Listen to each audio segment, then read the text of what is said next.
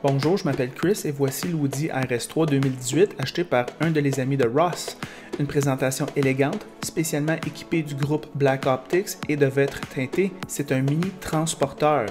Voyez par vous-même.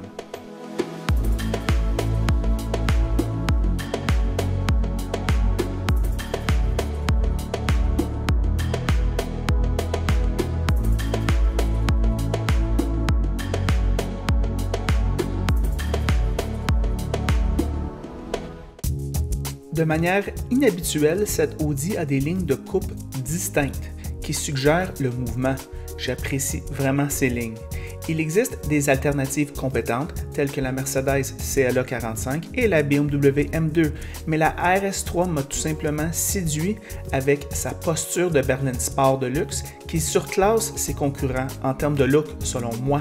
Une déclaration audacieuse, mais je suis prête à la soutenir après l'avoir filmée et photographiée. Jetons un coup d'œil à l'intérieur.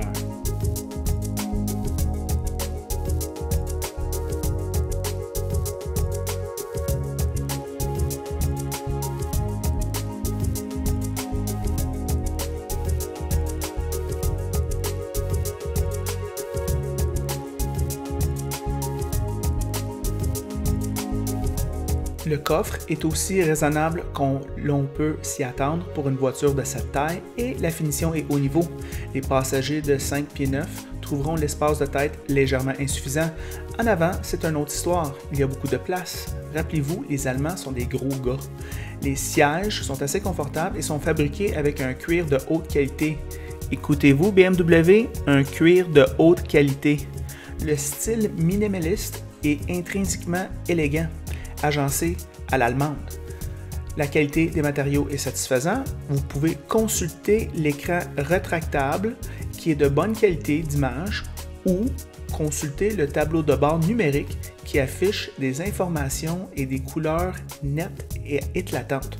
Voyez par vous-même, c'est impressionnant.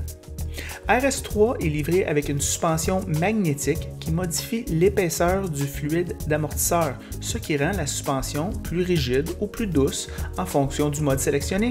Ce propriétaire a opté pour le groupe Audi Sport qui comprend une suspension à réglage unique RS, un couvre-moteur en fibre de carbone et une augmentation de la vitesse maximale à 280 km/h au lieu de 250 km/h. Audi se vante que ses roues sont forgées et non moulées, ce qui réduit le risque des fractures superficielles et le poids. La S-Tronic 7 vitesses est code Audi pour dire double embrayage. Il shift vite. Le volant est fait en cuir et en peau de souris avec un fond plat, ce que le propriétaire apprécie, bien que le volant M se prend mieux en main.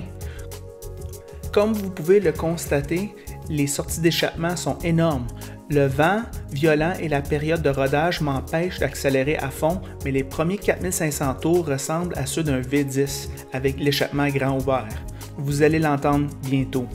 Ce moteur turbo à 5 cylindres développe 400 chevaux et 350 livres de couple entre 1700 tours et 5850 tours. C'est un animal, pas de question là, avec très peu de turbo lag, une ingénierie de haut niveau. Cette Quattro boit l'essence suprême et fait 12,4 en ville et 8,4 litres sur l'autoroute. Des chiffres impressionnants et en partie grâce à ses 1630 kg légers. RS est plus qu'un badge. Cela signifie quelque chose de spécial et je suis enchanté par cette voiture. Voici ce que je pense après quelques heures sur la route. Bonjour les amateurs de voitures, aujourd'hui avec l'ami de Ross, Steven. C'est lui qui nous a amené la Ford Focus RS 2017. Vous pouvez aller voir cet essai-là, c'est très intéressant. Il vient juste acheter une nouvelle voiture, une Audi RS3 2018, pas pire. Je vais juste vous parler un petit peu de cette voiture. C'est un essai initial, il n'est pas à l'aise de nous en jaser tout de suite. Il veut attendre au printemps quand il va avoir les tires d'été. On va pouvoir faire un essai plus complet. On va battre le char un petit peu aussi.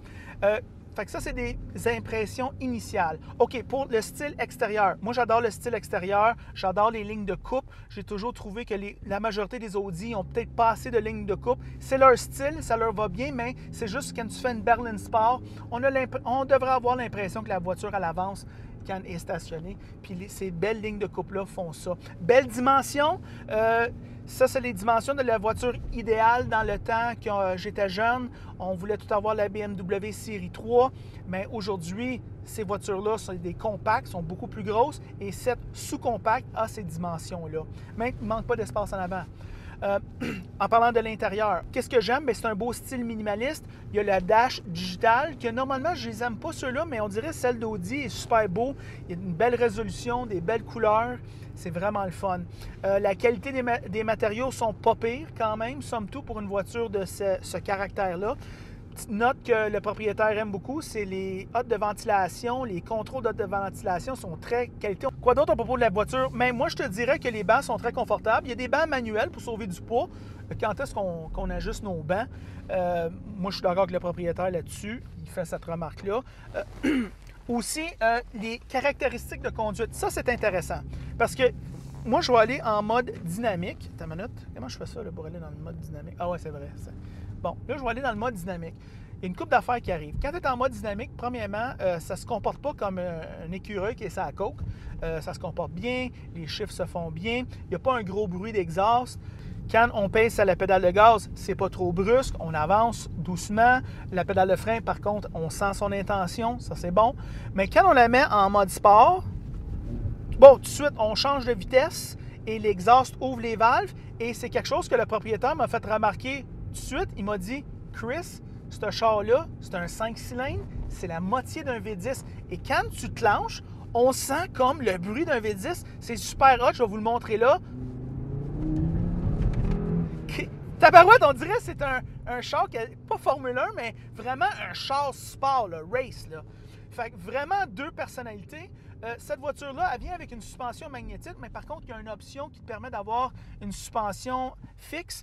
Le propriétaire ici a décidé d'opter pour la suspension fixe plus sport, mais je vais vous dire, c'est un Audi. C'est pas si sport que ça. Ça brusque pas tant que ça, la suspension. On sent quand on prend des courbes, on reste plat, mais c'est quand même raffiné. Alors, comme toute bonne Audi, c'est compétent. Moi, je trouve que cette Audi-là, c'est probablement une des plus dynamiques et les compétentes que j'ai conduit à date. Une autre affaire qui est le fun, c'est les downshift. Remarquez ceci. Ça downshift pour toi, ça fait un throttle blip et puis ça pète un petit peu l'exhaust. C'est vraiment le fun, ça. Moi, j'aime bien cette voiture-là. Probablement le produit Audi le plus intéressant dans la gamme. Si vous aimez cette vidéo, aimez-le. Si vous l'aimez vraiment, mais franchement, abonnez-vous à la chaîne. Et puis, dans 6 mois, on va venir voir Steven. On va voir ses pensées. Moi, je trouve ça toujours intéressant quand le propriétaire d'une voiture nous dit ce qu'il pense, pourquoi il l'a acheté, qu'est-ce qu'il aime. C'est lui qui vit avec. Fait que ça, j'aime vraiment ça, voir ça sur la chaîne. Et puis, on va clencher le char un petit peu plus.